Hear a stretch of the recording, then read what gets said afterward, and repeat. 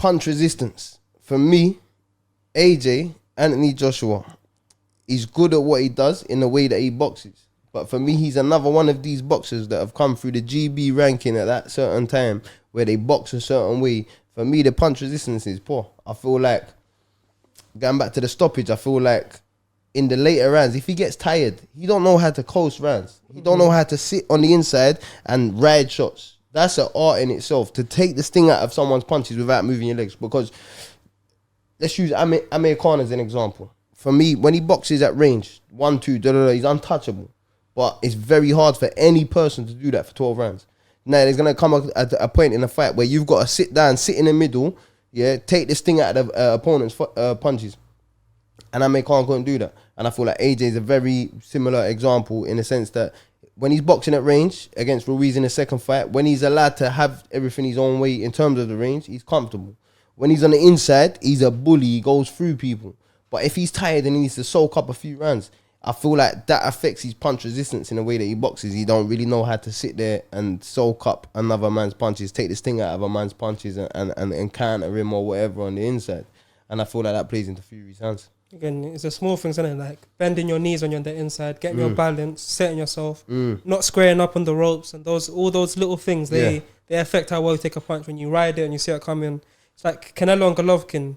When you watch the highlights of the fights and you see the biggest punches landed, every single time someone's just turning their face, innit? So they get hit perfectly, perfectly as they're turning their head, innit? It's minimal movement, but you know that makes all the difference compared to being upright, chin in the air, neck up straight, shoulders up straight.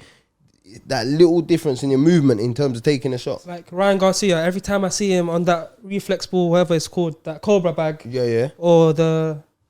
I can't remember what it's called. Every time I'm seeing him, he's closing his eyes and he's going like this. Chin up in the air. I think I could hit him. It's so low. If you hit him in that moment, even some of his knockouts, you see it. It's a recent one with the left hook. His chin's all the way up in the air and his eyes are closed.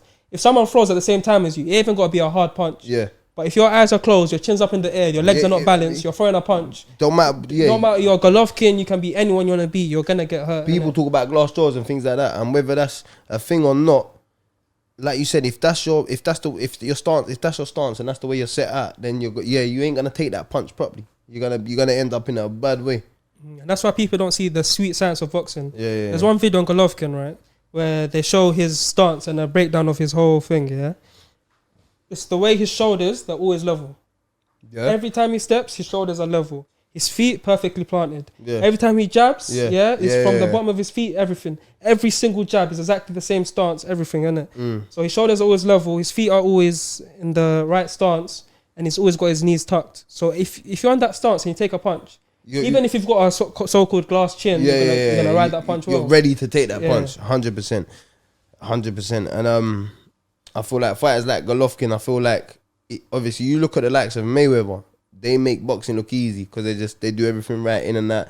Golovkin, easy in wars. But like you said, them little fundamentals that his trainer and obviously himself have put into place have allowed him to progress as far as he has done with the style of boxing that he has.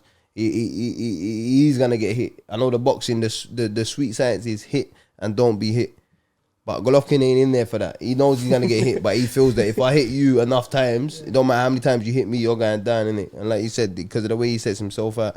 And I feel like that's a problem for a lot of, like I said earlier, I feel like there's an era of GB boxers.